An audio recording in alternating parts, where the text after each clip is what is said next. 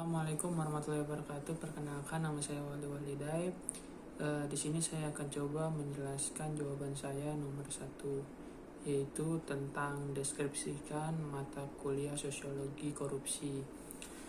Secara garis besar, mata kuliah sosiologi korupsi ini mempelajari dan mengkaji fenomena korupsi dengan pendekatan studi sosiologi, di mana sosiologi adalah ilmu yang mempelajari kehidupan dan perilaku masyarakat, terutama dalam kaitannya dengan suatu sistem sosial dan bagaimana sistem tersebut mempengaruhi individu dan bagaimana pula individu yang terlibat di dalamnya mempengaruhi sistem tersebut. Dalam perspektif sosiologi, korupsi dapat dikaji secara sosiologis karena ditinjau dari objek kajian sosiologi itu sendiri, yang mana individu atau masyarakat terdapat hubungan sosial, kehidupan sosial, serta fenomena sosial yang bisa dipengaruhi oleh fenomena korupsi itu sendiri.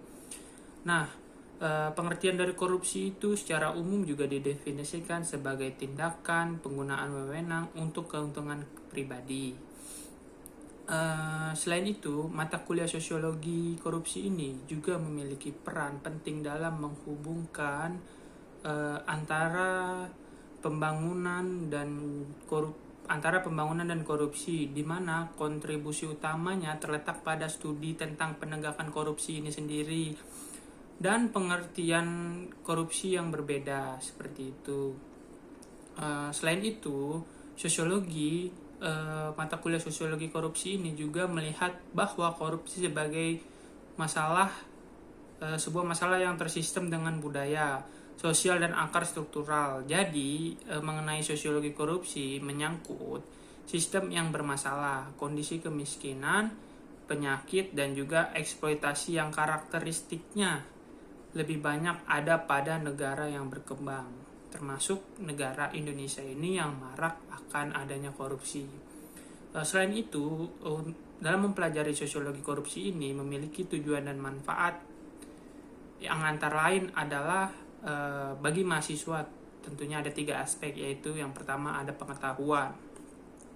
Dalam pengetahuan ini bertujuan agar mempelajari mata kuliah sosiologi korupsi ini, mahasiswa bisa mengetahui tentang kebenaran, penjelasan, pemahaman, dan penerapan dari kasus korupsi yang ada dalam masyarakat, dan bisa lebih memahami makna atau fakta-fakta secara mendalam tentang korupsi, terutama dalam memahami korupsi di negara Indonesia, sehingga nanti apabila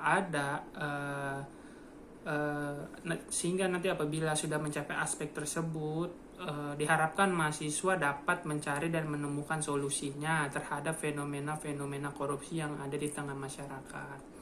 Yang kedua itu ada sikap.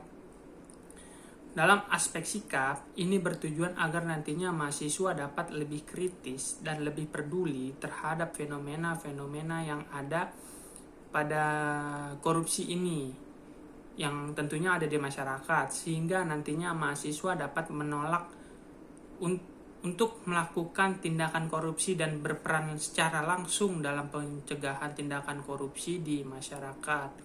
Dan yang terakhir itu manfaatnya itu ada keterampilan.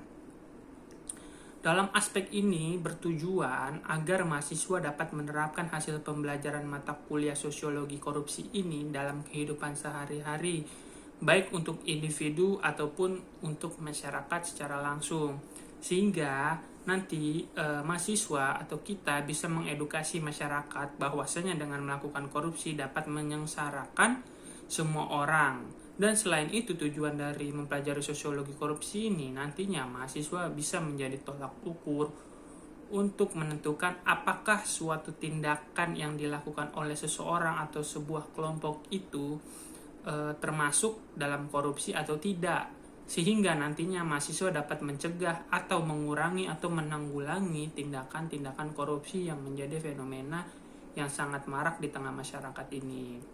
Sekian penjelasan dari saya, kurang lebihnya mohon maaf. Wabillahi taufik wal hidayah. Wassalamualaikum warahmatullahi wabarakatuh.